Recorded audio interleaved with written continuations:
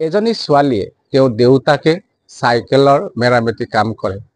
চাইকেলৰ দোকান আছে। হাইস্কুল শিক্ষান্ত পৰীক্ষাত তেওঁ ৬টা বিষয়ত লেটাৰ মাৰ্ক সহৰে ৰাঙাজন অঞ্চলৰ বাবে গৌৰৱ কৰি আনিছে। নমস্কাৰ, আপুনি চাবলৈ আৰম্ভ কৰিছে শোণিতপুৰ লাইভ। মোৰ নাম অংকিতা নন্দী। মই এইবাৰ মডেল একাডেমীৰ পৰা HSLC এক্সামত 86% লৈ উত্তীৰ্ণ হ'বলৈ সক্ষম হৈছোঁ। প্ৰথমতে মই মোৰ মা দেউতাক অশেষ ধন্যবাদ জ্ঞাপন কৰিছোঁ। তেখেতৰ অশেষ চেষ্টাই মোক আজি ঠিক আছে বাৰু, তেওঁ কিছু আৱেগিক গৈছে, আৱেগিক হ'বই। যেতিয়া ল'ৰা ছোৱালীয়ে সফলতা অৰ্জন কৰে বা ভাল এটা ফল লগা মা দেউতা হৃদয়খন কিছু হ'লেও আৱেগিক হ'বই। আমিও বুজি পাওঁ, আপোনালোকেও বুজি পায়। হয়, আপোনাৰ কেনেকুৱা লাগিছে? মোকতো মই সুখতে মানে দুখ লাগিছে, মানে এনেকৈ চকু পানী ওলাই আছিলে।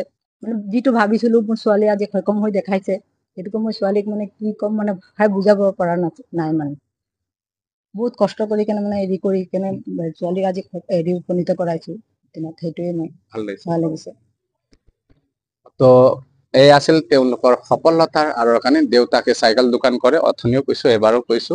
ছোৱালীজনীয়ে ৰাঙাজেন অঞ্চলৰ পৰা হাইস্কুল শিক্ষান্ত পৰীক্ষাত ৬টা বিষয়ত লেটাৰ মাৰ্ক ৰাখি ভাল 86%ৰে মডেল একাডেমীৰ পৰা তেওঁ হাইস্কুল শিক্ষান্ত উত্তীৰ্ণ হৈছে। আমিও তেওঁৰ ভৱিষ্যত উজ্জ্বল হওক শুভেচ্ছা জনাইছো। অনাগত দিনত তেওঁলোকৰ ভাল হওক, পৰিয়ালৰো ভাল হওক। আপোনালোকেও ভিডিঅ'টো চালে তেওঁক অকণমান হ'লেও সহায় সহযোগিতা কৰিব। এয়াই, ইমান সময় ভিডিঅ' চাই থকাৰ কাৰণে আপোনাক ধন্যবাদ। জয় আই অসম।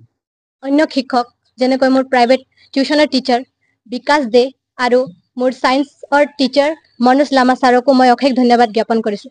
তেখেতৰ অশেষ চেষ্টা আৰু তেখেতৰ অশেষ চেষ্টাৰ ফলতে মই আজি এইটো লক্ষ্যত উত্তীৰ্ণ হ'বলৈ সক্ষম হৈছোঁ।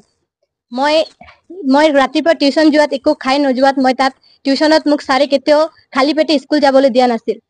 তেখেতে মোৰ বহুত মানে সহায় কৰিছে। আৰু মোৰ মা দেউতাই নহয়, মোৰ গাঁৱৰ সকলোৱে মোক বহুত সহায় কৰিছে। মোৰ মামা, মোৰ মামী সকলোৱে, মোৰ পেহা, মোৰ পেহী সকলোৱে মোক সহায় কৰিছে। আৰু সকলোৱে জানে যে মা দেউতাই এজন মানে ছাত্ৰ ছাত্ৰীৰ বাবে প্ৰথম শিক্ষক, গতিকে মোৰ মায়ে মোৰ কাৰণে প্ৰথম শিক্ষক। তেওঁ মোক আচাৰ ব্যৱহাৰ সকলোবোৰ শিকালে। ক খ ABCDৰ পৰা সকলোবোৰ শিকাই আজি মই এইটো লক্ষ্যত উত্তীৰ্ণ হ'বলৈ সক্ষম হৈছোঁ।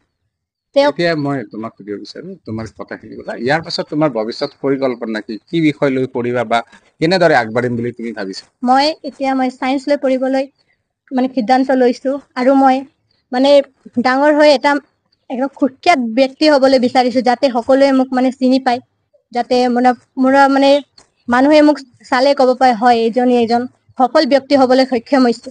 এটা সৰু গাঁৱৰ পৰা এজন ছোৱালী ওলাই এটা সফল ব্যক্তি হ'বলৈ সক্ষম হৈছে।